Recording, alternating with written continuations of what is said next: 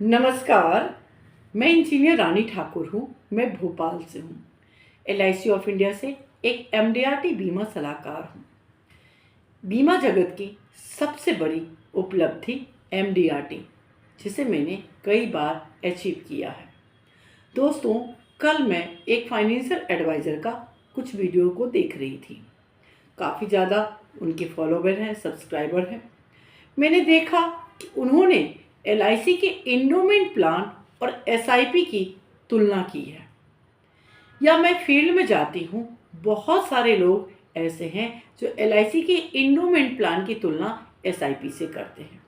या आप न्यूज़पेपर के आर्टिकल्स में आप देखोगे, जो आजकल पैड चार्ज लिए हुए जो आर्थिक सलाहकार हैं, वो SIP और इंडोमेंट प्लान्स की तुलना कर रहे हैं। तो मुझे लगा कि इस विषय पर आपको ज़रूर अवेयर करना चाहिए। इस सवाल का जवाब मैं आपसे ही पूछना चाहती हूँ। क्या आप एक एप्पल और एक ऑरेंज को कंपेयर कर सकते हैं?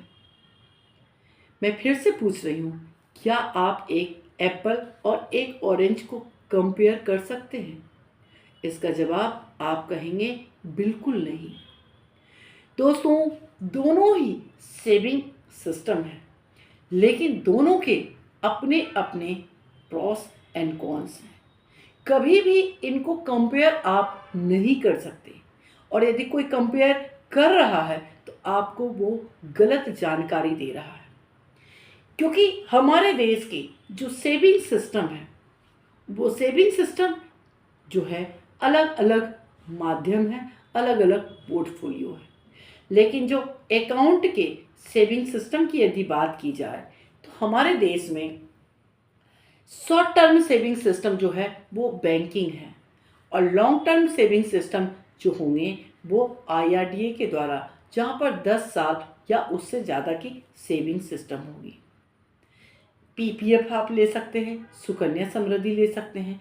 ये सारे सेविंग सिस्टम एक कैटेगरी में आते हैं। तो यदि LIC के इंडोमेंट प्लान की तुलना की जाए, तो तुलना किससे की जाए?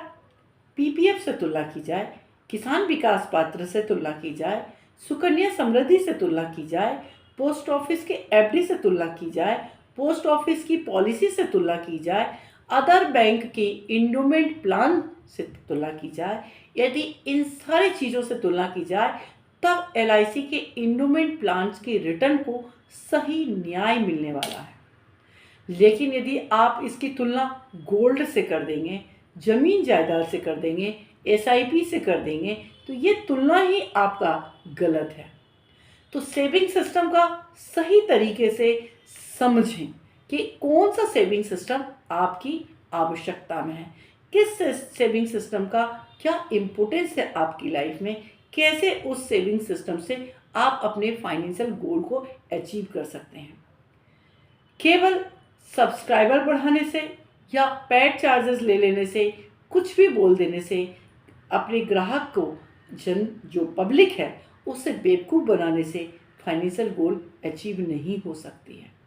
फाइनेंशियल गोल एक ही शर्त पे अचीव होगी, जब आप एप्रोप्रिएट फाइनेंशियल एडवाइज़र को सेलेक्ट करेंगे, जिसके पास में केवल ऊपरी हवा हवाई का नॉलेज ना हो, उसके पास में बेसिक नॉलेज हो कि उसके क्लाइंट को किस चीज़ की सबसे ज़्यादा आवश्यकता है। वो बेचने ना आ रहा हो, वो अपने क्लाइंट के नेचर को समझे, उसके सेविंग स्टाइल को समझे, उसके फाइनेंशियल नीड को समझे, और उसके खर्च करने की हैबिट को समझे। इन सब को यदि आप कंपेयर करोगे, तब आपको समझ में आएगा कि आपका फाइनेंशियल एडवाइज़र आपके लिए कितना सही है। तो दोस्तों, सही फाइनेंशियल प्लानिंग करने के लिए आप एक बार मुझसे कंसल्ट ज़रूर करें। हो सकता है मेरे नॉलेज से आपको एक मदद मिलेगी सही फाइनेंशियल प्लानिंग करने के लिए। तो दोस्तों, इस चैनल को आप सब्सक्राइब करें। अगले कुछ दिनों तक आपको लगातार हर LIC प्लान्स के जो हैं डिटेल में मैं जानकारी आपके साथ में शेयर करूंगी।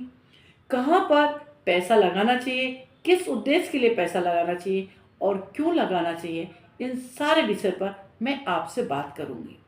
तो दोस्तों, सही फाइनेंशियल प्लानिंग सही समय पर सही एडवाइज़र के द्वारा यदि की जाए तो आप कभी भी पीछे मुड़कर नहीं देख सकते। आपका जीवन प्रॉस्पेरिटी से, एबंडेंस से भरा होगा। तो मुझे बहुत खुशी होगी आप मुझे ये मौका देंगे। नमस्कार।